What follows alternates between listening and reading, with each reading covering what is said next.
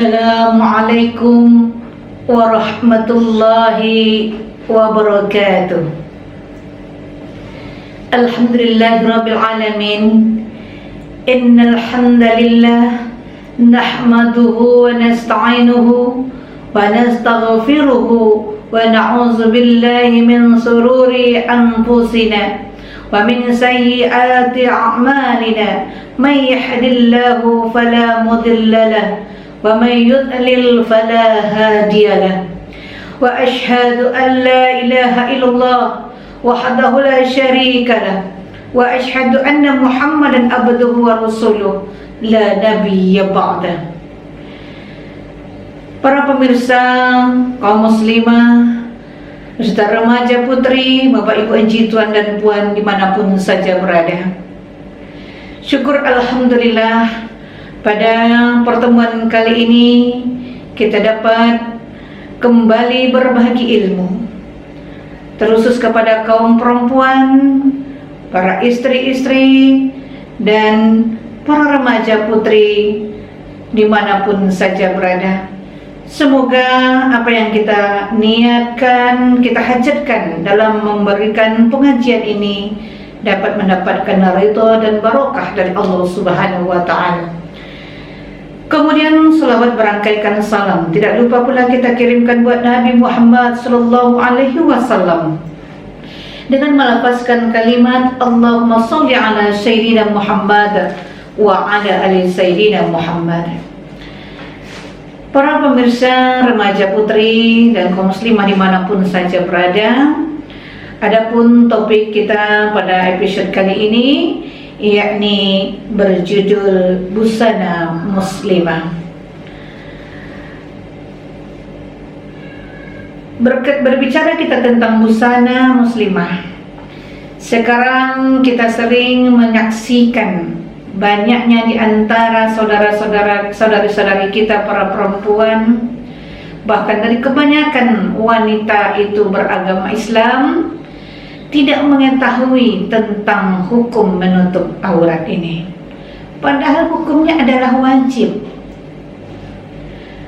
Ada juga yang sudah mengetahui tentang hukumnya wajib, tapi dia menganggap remeh, dan bahkan masih ada di antara perempuan Islam ya, yang membuka aurat di depan umum.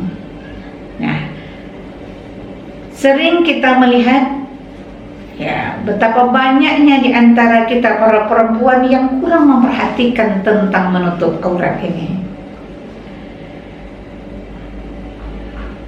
Salah satu perintah Allah Subhanahu wa Ta'ala yang Allah jelaskan di dalam surah Al-A'raf yang berbunyi a'udzubillahi minasyaitonirrajim, bismillahirrahmanirrahim. Ya bani Adam, khuzu zinatakum inda kulli masjid. Hai anak Adam, pakailah pakaianmu yang indah di setiap memasuki masjid. Nah, ayat di atas memang seruan kepada umat manusia, khususnya umat Islam, laki-laki maupun perempuan, agar memakai pakaian yang indah ketika pergi ke masjid dan untuk mengerjakan sholat. Begitu juga ketika kita melaksanakan tawaf atau berkeliling Ka'bah. Pakaian yang bersih, suci, menutup aurat ini disyaratkan untuk diterimanya ibadah sholat kita, dan begitu juga ibadah tawaf kita. Kemudian dalam ayat yang lain juga Allah katakan ya, masih di dalam surah Al-Ahzab ya, a'udzubillahi minasyaitonirrajim, bismillahirrahmanirrahim. Ya ayuhan nabiyyu qul li azwajika wa banatika wa nisa'il mu'minina yudnina 'alaihinna min jalabihinna zalika adna ay yu'rafna fala yu'azini zaina wa kana Allahu ghafurar rahima. Allah katakan, hai Nabi, katakanlah kepada istri-istrimu dan anak-anak perempuanmu, istri-istri orang beriman, hendaklah mereka mengulurkan jilbabnya ke seluruh tubuh mereka. Yang demikian itu supaya mereka lebih mudah dikenal, karena itu mereka tidak akan diganggu. Dan Allah adalah Maha Pengampun lagi Maha Penyayang. Ya. Ini surah Al-Ahzab ayat 59. Kemudian juga di dalam ayatnya yang lain, ya, di dalam surah An-Nur, wala yadribna bi arjulihinna liya'lama ma yakhfina min zinatihinna. Dan janganlah mereka memukulkan kaki mereka agar diketahui hiasan yang mereka sembunyikan. Kemudian di bawahnya juga dikatakan, wala yadribna bi khumurihinna ala juyubihinna wala yubdina zinatahunna. Dan hendaklah mereka menutupkan kain kudung di dadanya, dan janganlah menampakkan perhiasannya. Dan ini jelas bagi kita bahwa ini adalah perintah yang wajib bagi seorang perempuan menutup auratnya dengan pakaian yang sudah ditentukan oleh Allah Subhanahu wa Ta'ala. Maka sebenarnya tidak ada lagi alasan bagi seorang perempuan itu membuka auratnya atau tidak berpakaian busana muslimah. Karena ini beberapa dalil yang kita bacakan tadi menyatakan tentang perintah wajibnya bagi seorang perempuan menutup seluruh tubuhnya kecuali muka dan telapak tangan. Nah, ini juga dijelaskan oleh Rasulullah SAW dalam beberapa hadisnya, ya, yang berkenaan tentang perilaku perempuan yang hari ini yang sangat kita banyak saksikan, ya. Yang pertama kata Rasulullah dalam sabdanya ini, ya, dari Abu Hurairah qala, ya, qala Rasulullah SAW, sinfani min ahlin nari lam arahuma qaumun ma'ahum siyatun ka'aznabil baqari yadribuna bihan nas wa nisa'un kasiyatun ariyatun mumilatun ma'ilatun ru'usahunna ka'asnimatun bukhatil ma'ilati la yadkhulnal jannah wa la yajidna rihaha la yujadu min asyirati kaza wa kaza.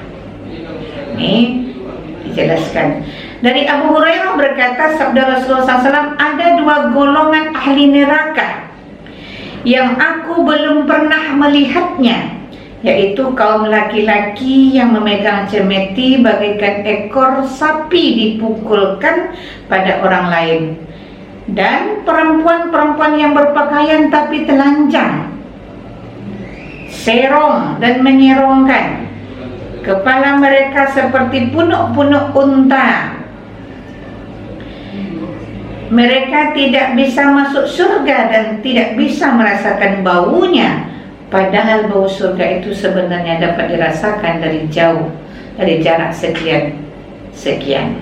Nah, para pemirsa kaum remaja putri di mana saja pun berada, di sini ya jelas bagi kita bahwa betapa banyaknya dosa bagi kita perempuan ini berkaitan dengan hal aurat ini. Yang pertama tadi, tidak mencium baunya surga, padahal bau surga itu dapat dicium dari jarak yang amat jauh. Perbuatan ini termasuk dosa besar karena mendapat ancaman keras seperti ini. Mudah-mudahan kita semua kaum perempuan, terutama kaum muslimah yang sudah memahami tentang ayat-ayat ini, ya, hadis ini dapat terhindar dari segala perbuatan yang dilarang oleh Allah Subhanahu wa Ta'ala ini. Baiklah pemirsa, kita akan jelaskan siapa yang dimaksud dalam hadis tadi. Yang pertama tadi dijelaskan adalah ada wanita yang berpakaian tapi telanjang. Apa maksudnya di sini? Di antara tafsirannya adalah wanita yang menutup sebagian tubuhnya dan menikap sebagian yang lainnya. Ini banyak kita saksikan hari ini, kita kaum perempuan ya, yang sudah tahu sebenarnya tentang hukum menutup aurat dan pakaian yang harus kita pakai dalam menutup aurat itu seyogianya, tetapi kita masih banyak yang lalai dengan adabnya dalam menutup aurat itu. Ada di antara kita, maaf, kita pakai celana panjang, pakai baju, kaos, ya, yang kaosnya itu melekat pada tubuh kita, yang postur tubuhnya mungkin yang agak besar, lalu nampaklah lekuk-lekuk tubuh tadi. Kemudian dia tetap memakai kerudung, tapi kerudungnya ya gaya modern lah, ya, ada yang dililit di lehernya, ya. Kemudian ada lagi yang dilipatkan ujungnya ke belakang, ya. Ini Rasulullah juga pernah menyapa para istrinya, jangan engkau lemparkan ujung selendangmu, kerudungmu ke belakang. Nah, ini kan, kalau ujung selendang kita lemparkan ke belakang, otomatis dada ini akan terbuka.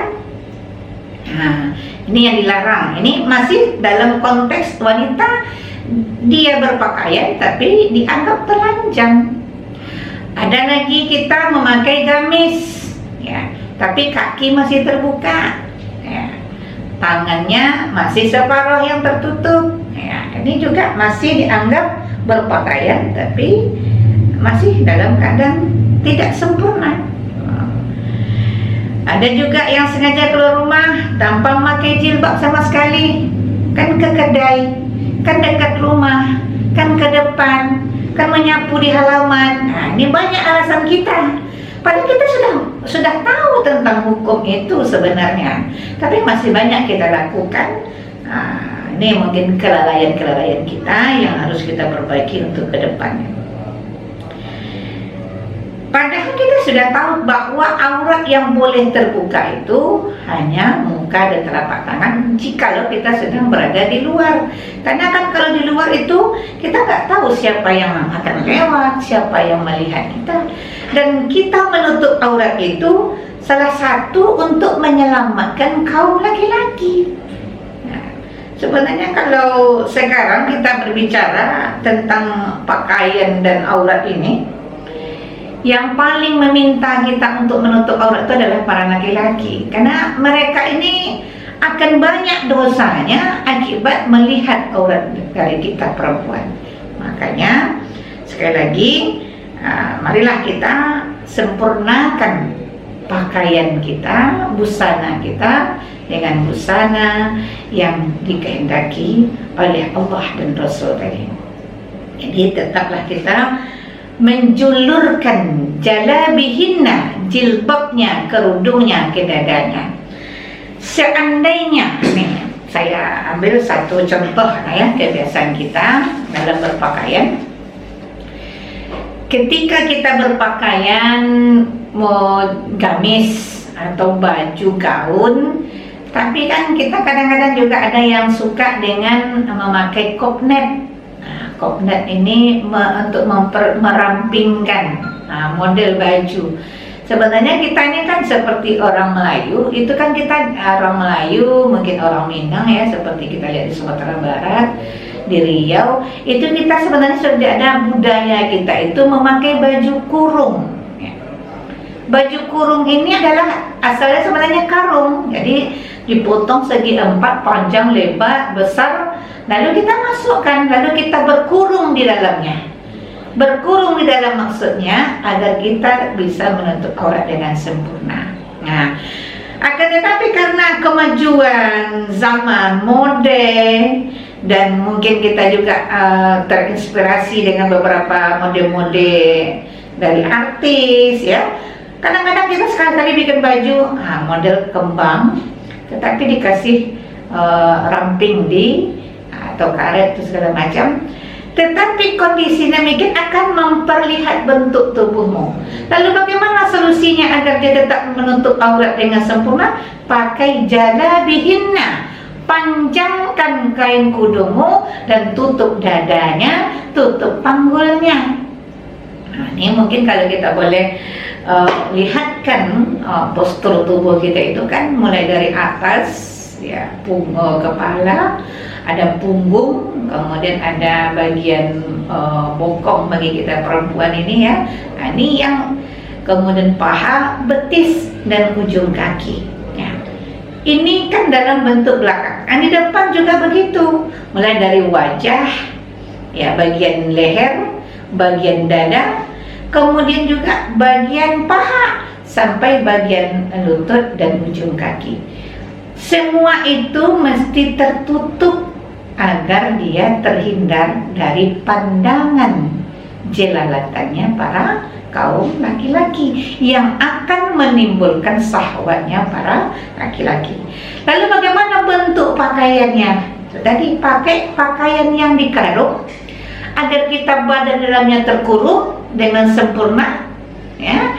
Kemudian pakai kerudung untuk menutup kepala agar dia tidak terlihat lekuk-lekuk badan kita ini, maka karung dia atau tutup dia, julurkan jalabihinna dengan jilbab yang panjang.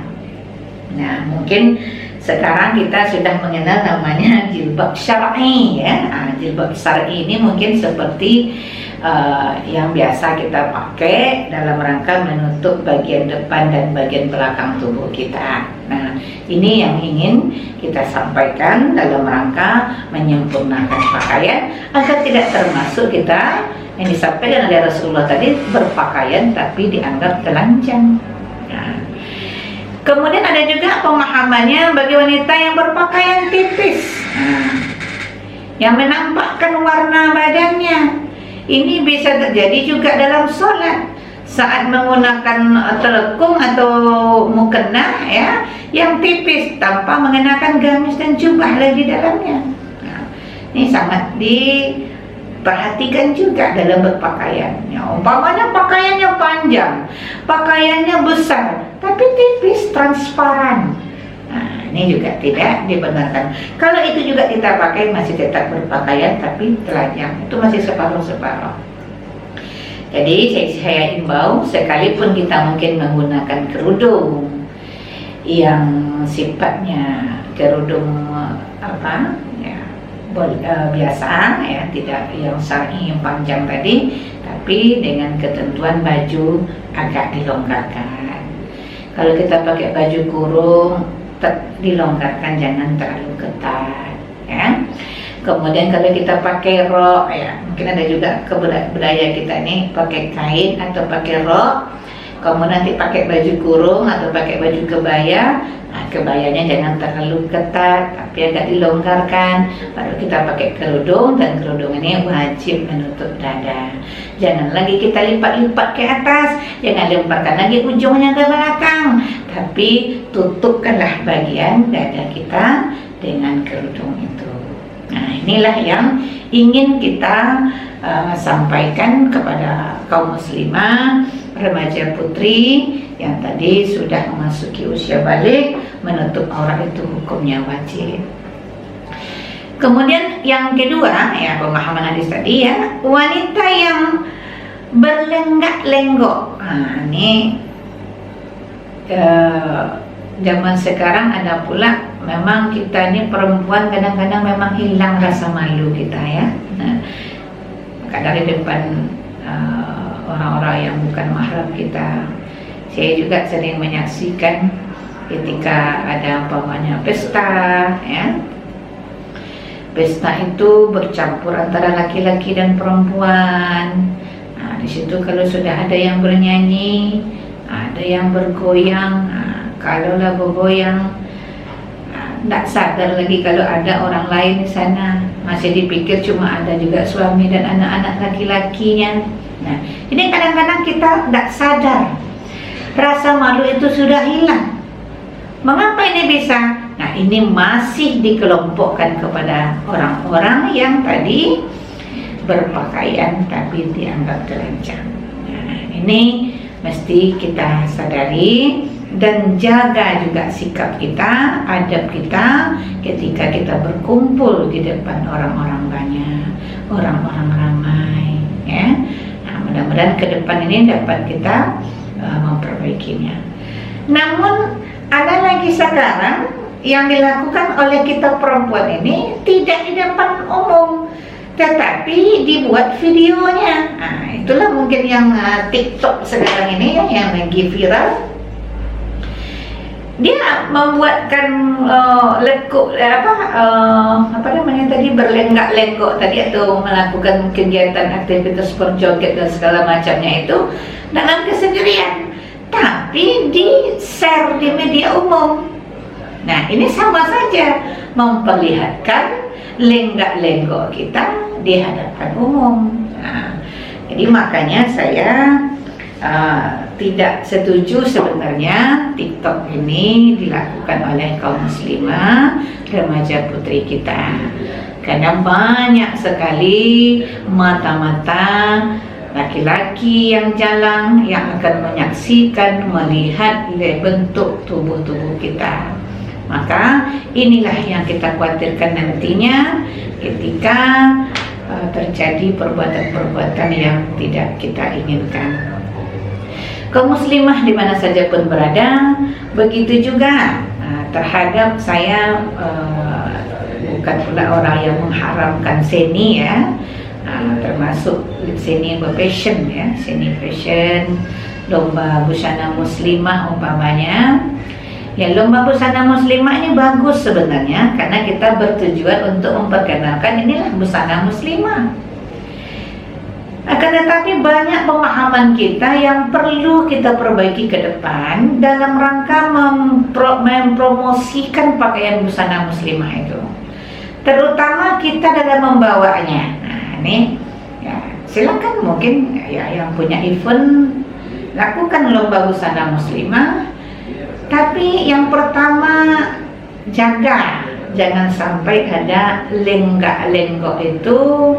Ya, apalagi tadi nanti ada yang memvideokan, video itu diviralkan, maka dikhawatirkan akan menimbulkan fitnah. Ya.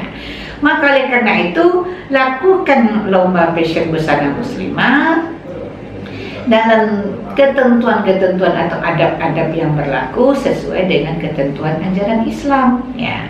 Kalau berlenggak-lenggok itu tidak dibenarkan, cukup dengan memamerkan pakaian kita dengan tujuan, niat, hajat kita mengadakan acara itu adalah hanya untuk mempromosikan busana muslimah. Nah, ini kadang-kadang kan kita ada juga niat lain, mempromosikan orang yang memakai busananya. Nah, disitulah nanti akan timbul hukum-hukum yang lain. Ya, bisa jadi nanti jatuhnya haram. Kalau yang kita jual bukan busananya, tapi justru orangnya. Jadi untuk berlenggak-lenggok ini mohonlah kita jaga, ya. Mungkin nanti dengan mengiringinya musik-musik Islami, ya. Kemudian di tempat-tempat yang tertutup, ya. Jangan tadi di video dan diviralkan, ya.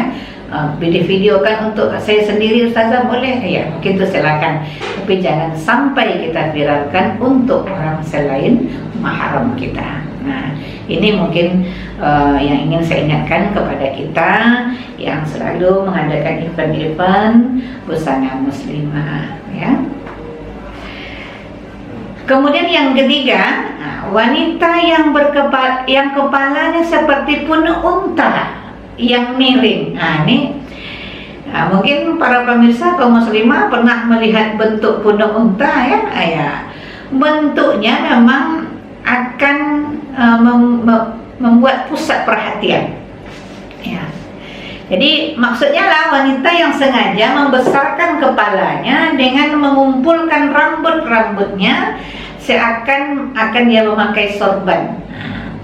Contohnya seperti wanita yang suka memakai sanggul, ada sanggul ditambah atau konde ya. Saya memang sering menyampaikan kepada perempuan, apalagi sekarang ini kan sepertinya banyak yang dijual di pasar itu sanggul-sanggul palsu gitu ya. Nah, ini juga nanti akan mengarahkan kita untuk berbuat dosa. Nah, otomatis nanti kalau itu kita pakai, lalu nanti sanggulnya besar, apa ubahnya kita memakai cemara? Ya, konde. Nah, jadi ini perlu menjadi perhatian bagi kita perempuan. Jangan sampai kita berbuat dosa, memakai busana muslimah, tapi berbuat dosa. Nah, tadi yang dibilang berpakaian tapi telanjang. Nah, kemudian ketika perempuan memakai sanggul tadi yang mungkin kalau dulu namanya disasak ya, disasak sehingga kepala itu akan menjadi besar, kemudian di belakangnya dipakaikan konde, kemudian tidak lagi ditutup auratnya. Nah, tetapi sekarang ya para remaja putri kita, terutama untuk calon pengantin perempuan, ini sering kita saksikan. Sebenarnya tidak perlu meninggikan sanggul kepalanya seperti punuk unta miring tadi, kan dia sudah tetap cantik. Tapi kadang-kadang ini kan tidak tahu juga kita apakah permintaan para pengantinnya, calon pengantinnya atau tukang salonnya. Ya. Oleh karena itu kita harus paham bahwa apa yang dimaksud dan bentuk sanggul punuk unta ini. Ada sanggul yang menjadi akan pusat perhatian. Nah, nanti kan kalau kita pakai sanggul lalu kita balut dengan jilbab, kemudian nanti dikasihkan lagi mungkin mahkota dan segala macamnya, otomatis ini akan menjadi pusat perhatian. Nah, jadi sanggul punuk unta inilah yang perlu kita jauhi ya, karena terutama bagi perempuan muslimah yang selalu memakai jilbab, pakailah apa adanya. Kalau rambut kita mungkin hanya sedikit, dikasih diikat dengan pengikat rambut, ya sudah, itu saja kayak adanya. Kalau orang dulu kan memang rambutnya panjang, rambutnya disanggul, itu sanggul aslinya. Kalau sekarang kita tak ada rambut lagi, justru sanggulnya kita beli. Nah, ini yang tidak dibenarkan, sehingga nanti akan menyerupai punuk unta. Nah, para pemirsa dimanapun saja berada, nah disinilah ada beberapa ketentuan-ketentuan tentang pakaian muslimah ini. Nah, kemudian selanjutnya, apa syarat pakaian perempuan itu? Nah, tadi kita kan sudah jelaskan juga beberapa bentuk dosa-dosa kita perempuan berkenaan dengan busana ini. Lalu sekarang kita sudah punya pakaian, sudah mau kita pakai pakaiannya. Lalu apa syaratnya? Yang pertama adalah menutupi seluruh tubuh kita, ya, kecuali yang muka dan telapak tangan yang sudah ditentukan tadi. Berarti berpakaian sesuai dengan syariat. Ya. Kemudian yang kedua, pakaian itu tidak ketat,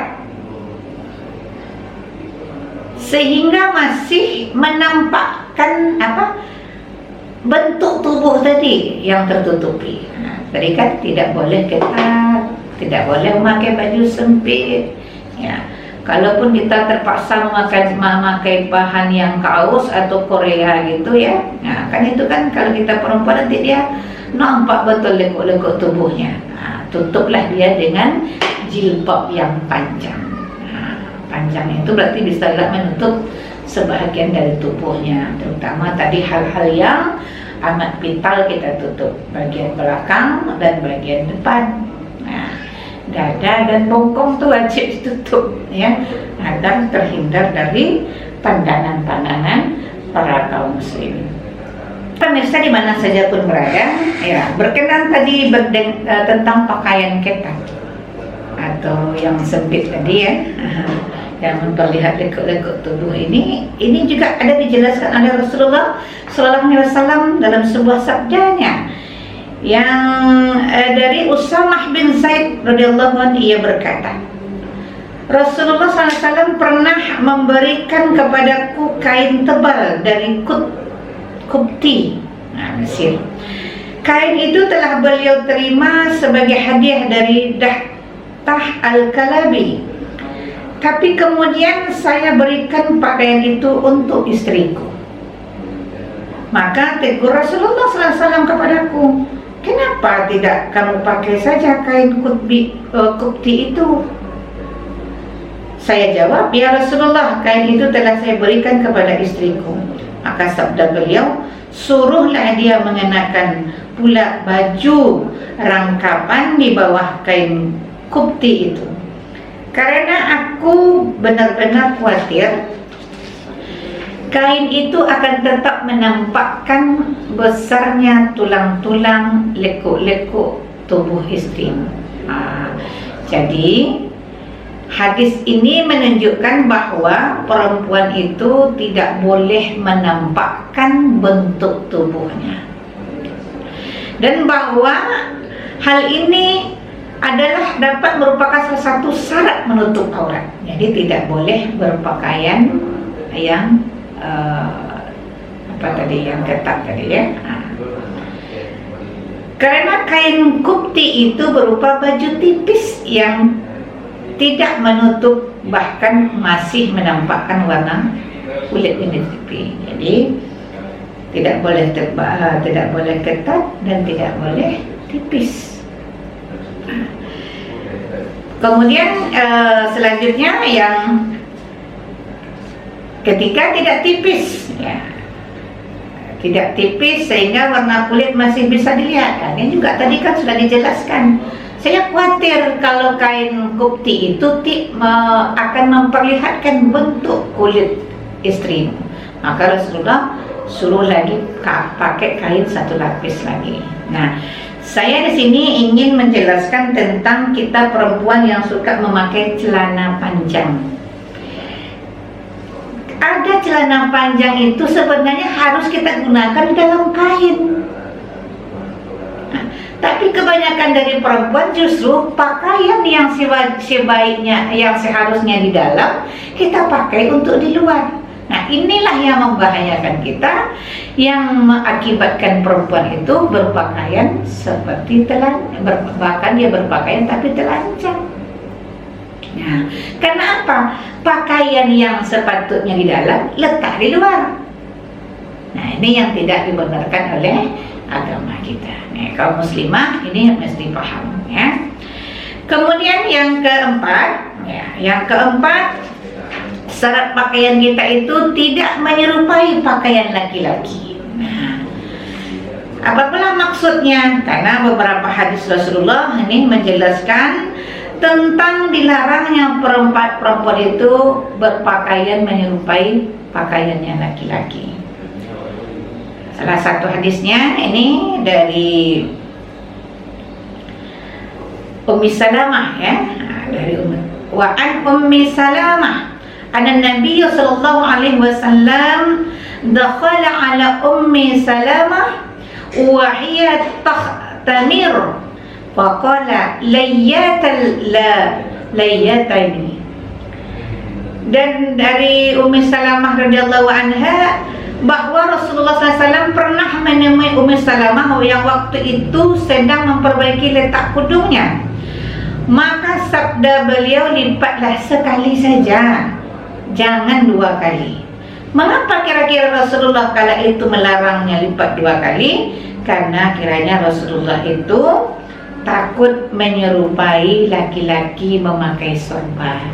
Jadi kalau kita pakai kerudung, panjangkan. Nah, jadi kalau sorbannya laki-laki itu lipat dua kali. Nah, di sini dikhawatirkan oleh Rasulullah. Kaum muslimah beserta remaja putri di mana saja pun berada, Rasulullah SAW bersabda tadi dalam sebuah hadisnya berkenaan dilarangnya perempuan itu berpakaian menyerupai pakaian laki-laki. tadi hadisnya sudah kita jelaskan, yang maknanya adalah bahwa Nabi Muhammad SAW mengutuk laki-laki yang berpakaian seperti pakaian perempuan dan perempuan yang berpakaian seperti pakaiannya laki-laki. Nah, ini akan menjadi tolak ukur bagi kita perempuan. Ya, pakaian perempuan itu kan sudah ada ketentuannya, bentuknya, ya, modelnya. Maka kita tidak dibenarkan berpakaian seperti pakaiannya laki-laki. Nah, kemudian selanjutnya syarat berikutnya, pakaian perempuan itu adalah tidak berwarna mencolok sehingga menarik perhatian orang. Nah, tadi kan kita, ya bukan berarti kita nggak boleh memakai baju yang berwarna-warni gitu ya, tetapi jangan sampai ada niat di hati kita berpakaian itu untuk dipuji orang. Jangan sampai ada dalam hati kita keinginan kita ketika kita pakai baju ini, ya, ingin menarik perhatian orang. Nah, tapi cukuplah pakaian ini niatnya adalah sebagai untuk melaksanakan atau bukti kita tadi mensyukuri nikmat Allah untuk menutup aurat. Ya. Kemudian yang keenam, tidak menyerupai pakaian orang kafir. Nah, dari Abdullah bin Umar dari Abdullah bin Amr,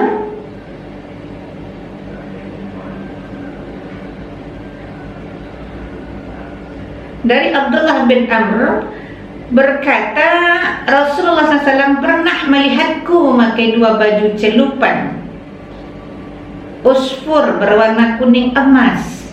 Maka sabda beliau, sesungguhnya ini termasuk pakaian orang-orang kafir, maka jangan kamu pakai.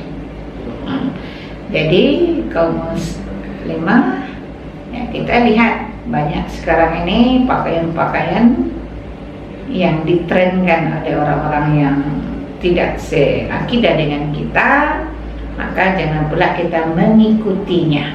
Barang siapa yang meniru-niru sebagian kaum, berarti dia termasuk bagian kaum itu sendiri. Nah, berhati-hatilah kita dalam memilih pakaian ini. Kemudian yang ketujuh, ya, janganlah engkau berpakaian atau dipakai untuk maksud memamerkannya atau ada kesombongan di sana. Nah, ya. Karena Rasulullah katakan takkan masuk surga orang yang terdapat dalam hatinya kesombongan sebesar biji sawi, sebiji zarrah. Ya. Seorang laki-laki bertanya, sesungguhnya orang memakai baju yang bagus dan sandal yang indah. Ya Rasulullah, sesungguhnya Allah itu telah maha indah, menyukai keindahan. Tapi kesombongan ialah tidak mengakui kebenaran dan menghina orang lain. Jangan nanti karena kita berpakaian, termasuk pakaian yang mungkin ada pakaian pada suatu acara, jangan pernah ada dalam hati kita itu kesombongan. Sebesar biji sawi saja kesombongan dalam hati kita, maka Allah tidak benarkan kita masuk syurganya. Na'udzubillah, syumma na'udzubillah. Para pemirsa dimanapun saja berada, jadi ringkasnya mengenai pakaian yang bikin heboh. Nah, sekarang sikit-sikit maunya diviralkan. Nah, pasalnya ialah pasal niat. Dan yang tahu persis soalnya itu adalah hanya hati kita dan Allah Subhanahu wa taala. Nah, jadi para pemirsa di sini perlu kita sangat berhati-hati dalam berbusana muslimah ini. Para pemirsa remaja putri di mana saja pun berada. Kemudian ya, setelah kita tadi memahamkan dan mengenali dan syarat-syarat dari pakaian muslimah itu, ya, tentu kita harus tahu apa tujuan kita berpakaian. Yang pertama adalah fungsi utamanya pakaian itu sebagai penutup bagi anggota tubuh kita. Secara fitrah manusia akan merasa malu jika dipandangi orang lain. Sebagaimana tadi dijelaskan oleh Allah Subhanahu wa taala dalam surah Al-A'raf ayat 26 yang maknanya, hai anak Adam, sesungguhnya kami telah menurunkan kepadamu pakaian untuk menutup auratmu dan pakaian indah untuk perhiasan dan pakaian takwa, itulah yang paling baik. Saya teringat sebuah hadis Rasulullah SAW, ittaqillah haitsuma kunta, bertakwalah kamu di mana saja kamu berada. Wa atmi'i syai'atan hasanatan tamhuha, iringilah segala perbuatan salahmu, dosamu dengan perbuatan baik. Wa khaliqin nasi bi khuluqin hasan, dan bergaullah kamu dengan sesama manusia dengan akhlakul karimah. Yang pertama, pesan pakaian. Bertakwalah kamu di mana saja berada. Apabila seseorang itu beriman dan bertakwa, maka dia akan takut untuk melakukan dosa.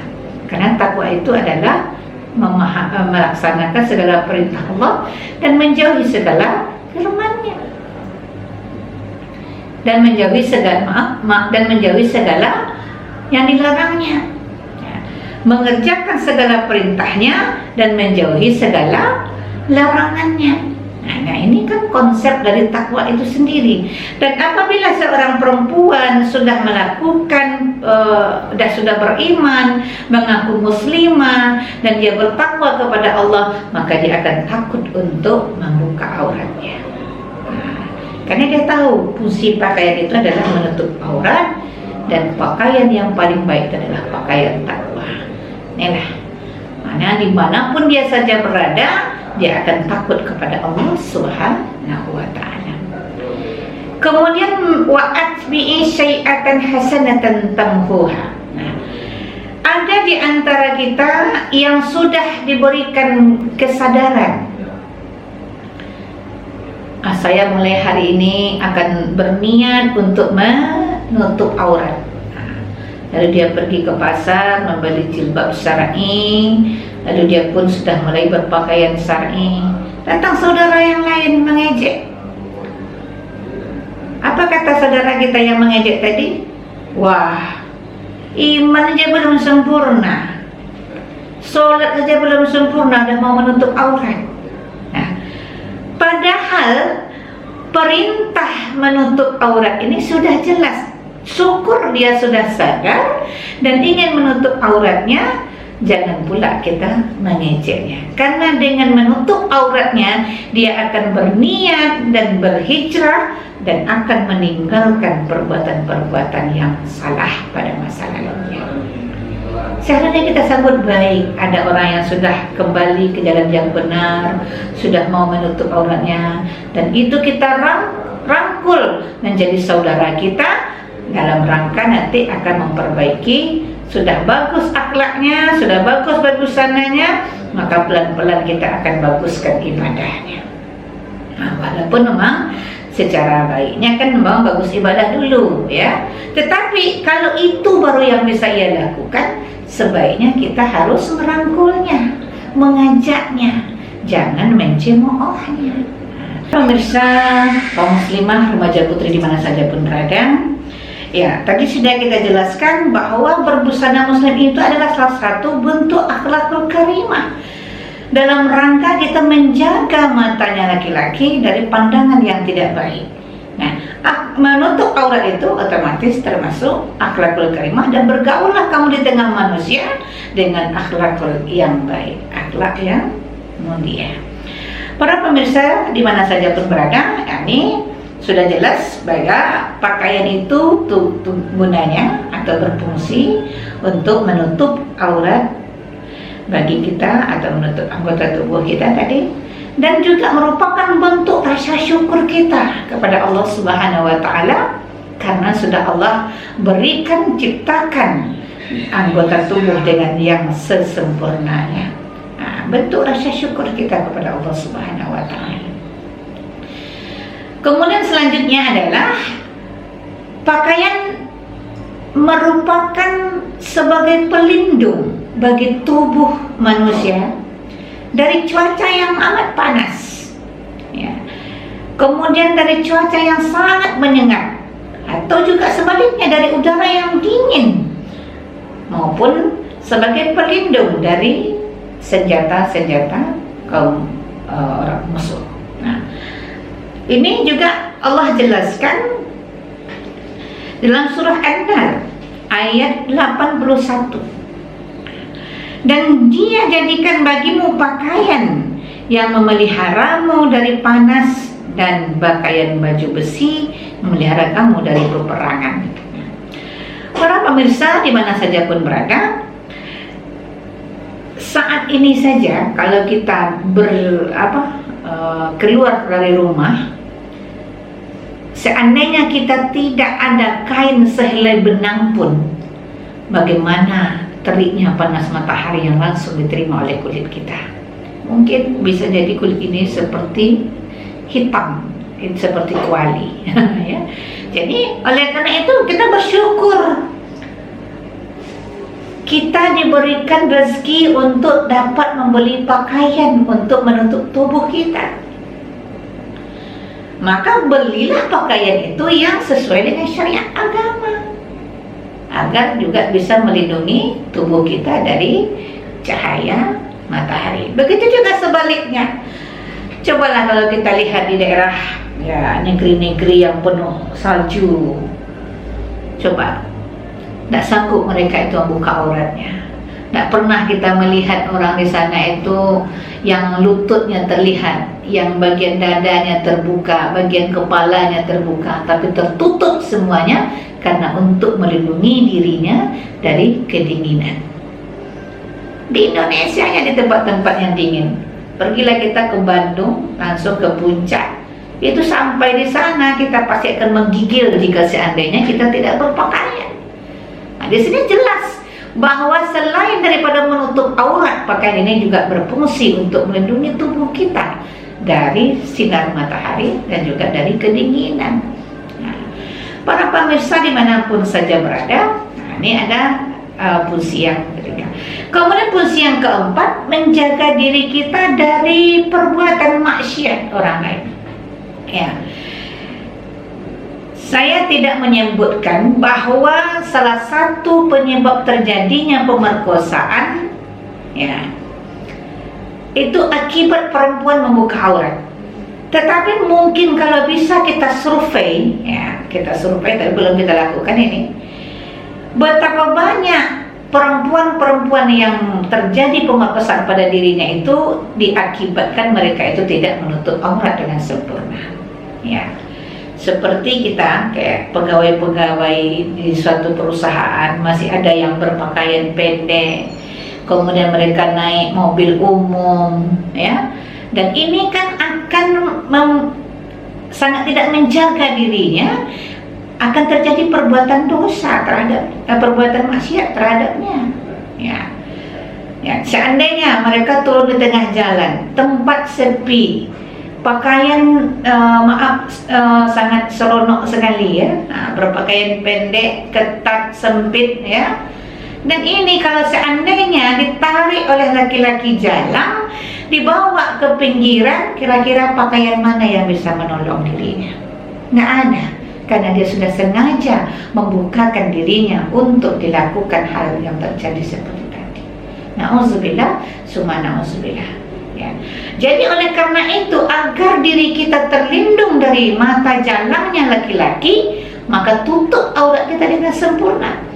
Saya yakin kalaulah sempurna seperti ini pakaian kita, kita tidak akan lagi mendengarkan syutan-syutan para laki-laki, anak-anak muda terhadap anak perempuan kita, karena mereka sudah tertutup auratnya dengan sempurna.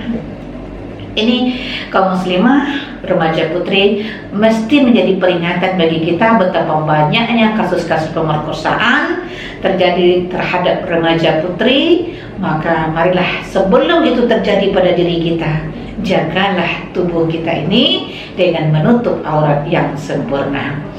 Para pemirsa remaja putri kaum muslimah di mana saja pun berada, mungkin kajian kita seputar busana muslimah ini, ya saya ingatkan lagi, berpakaianlah dengan baik, jangan memakai pakaian yang sempit, tipis, jangan berpakaian seperti laki-laki, ya. Kemudian jangan menggunakan pakaian orang kafir, jangan pakaian itu buat kita sombong, jangan berpakaian seronok, atau mungkin tabarruz, ya, di zaman jahiliyah namanya. Tabarruz itu perhiasan yang sangat menjolok sekali, sehingga pakaian yang kita pakai itu membuat nafsu syahwatnya laki-laki akan bergairah. Maka oleh karena itu, jagalah diri kita, jagalah keluarga kita, dan jaga juga anak dan perempuan kita, terutama kepada para orang tua, ayah, ya. Ayah itu jangan dayus, ya, harus ada cemburu kalau istri kita, atau bagi suami, kalau istrinya dilihat oleh orang lain, begitu juga anak perempuannya, maka harus ada ketegasan dari seorang ayah. Apabila seorang anak perempuannya dan suami, apabila seorang istrinya masih membuka aurat, dia wajib menegaskan kewajiban menutup aurat. Nah, jikalau seandainya seorang suami atau seorang ayah masih melalaikan ini, maka inilah yang kita sebut dengan dayus, ya, tidak merasa cemburu kalau istrinya dilihat oleh orang lain, kalau anak perempuannya dilihat oleh orang lain. Nauzubillah, summa nauzubillah. Maka hindarilah ini semua. Semoga kajian ini sangat bermanfaat, ya, terutama bagi keluarga saya sendiri, keluarga kaum muslimah di mana saja pun berada. Akhirul kalam, terima kasih atas segala perhatiannya. Lebih kurang saya mohon maaf. Billahi taufiq wal hidayah. Wassalamualaikum warahmatullahi wabarakatuh.